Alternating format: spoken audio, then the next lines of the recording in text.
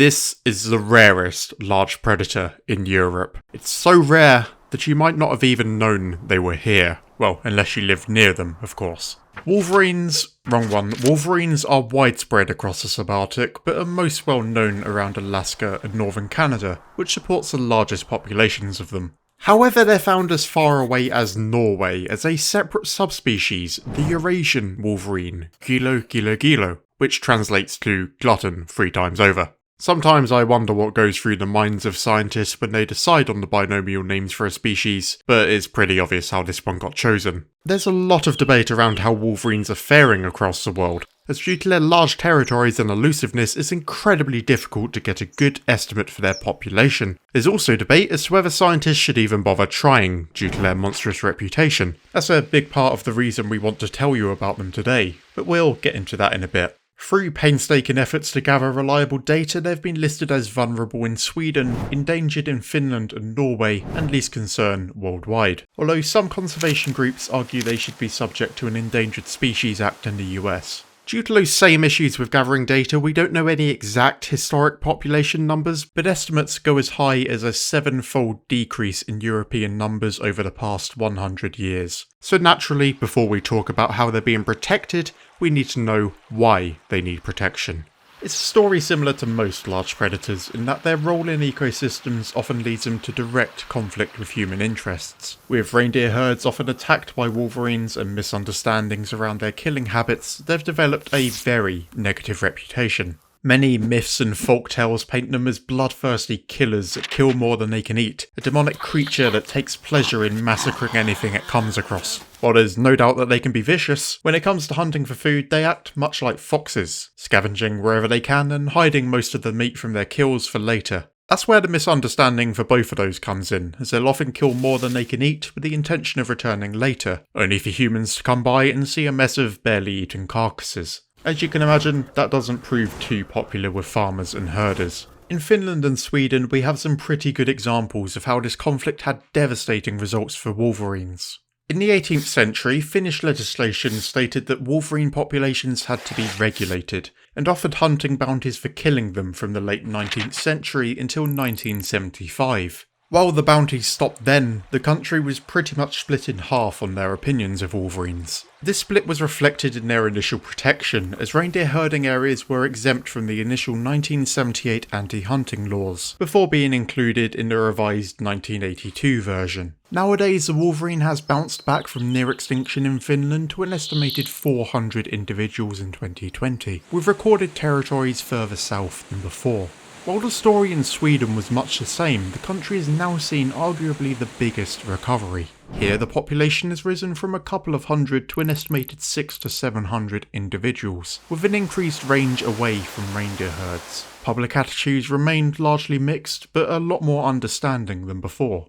Wolverines are seen as an essential part of Finnish and Swedish nature. The role they play as scavengers and hunters is welcomed more, and reintroductions were mostly met with positivity. But understandably, skeptics still remain, and wolverines are still constantly subject to illegal persecution. One of Finland's main ways of combating this conflict is simply to relocate the wolverines to areas where reindeer aren't herded, as Finland has large amounts of forest where wolverines can have minimal contact with humans. Sweden's approach leans more into a compensation system for any damages caused by wolverines, which is based on the number of large carnivores within the area of herds. With the efforts made to reduce conflict with herders and a steady shift in public opinion, the future is looking good for wolverines in these countries. But now, let's take a quick look at the population data in European Russia, beginning with Russian Karelia and the Kola Peninsula. In 1990 they had an estimated 160 and 80 individuals respectively, which were both steep declines since 1970 when they had reportedly high densities of wolverines. According to a 2018 paper though, they bounced back well since the reintroduction of protections. It states that the population estimates for the peninsula are around 300 to 440 individuals, with around 160 in Russian Karelia. Unfortunately, that's where the data gets a little fuzzier, but according to the Wolverine Foundation, a considerable population decrease in Russia overall has taken place over the last 30 years. The legality of killing wolverines varies from region to region, but even in places where killing them is outlawed, they're still subject to poaching for their furs.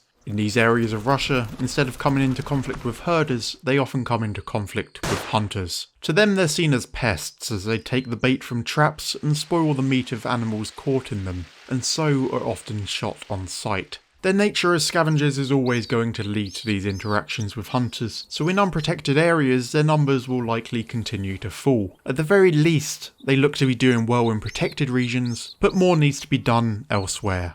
Before I tell you about the Norwegian population, I'd like to quickly remind you of how you can support our rewilding mission. That support can vary from something as simple as a like or comment on this video if you're enjoying it, clicking the subscribe button if you're really enjoying the video and you haven't already, or most of all by visiting our website and considering a membership. The link is in the description if you need it, but now let's get back on topic.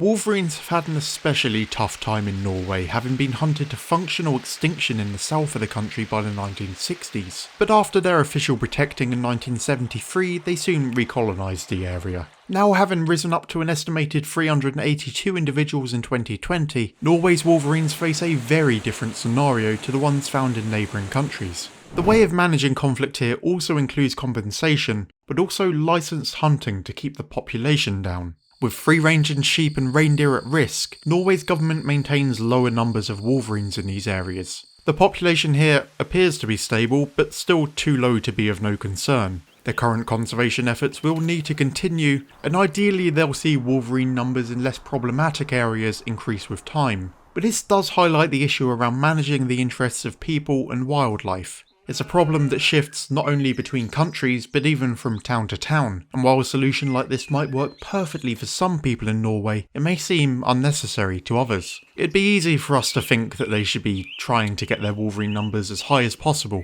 but that's just not going to be sustainable over time, and certainly never going to be popular with local farmers. So with that being said, what about reintroducing them to their recent previous range? While many Baltic countries have recently had populations, and Ukraine is believed to have also supported a small population, there don't seem to be any current plans for reintroduction. For the meantime at least, most efforts are focused on better understanding the species. There's certainly potential in the future, but reintroducing a large predator, even if it's only recently been lost, is always going to draw a lot of concern and skepticism, even if those areas already support other large carnivores.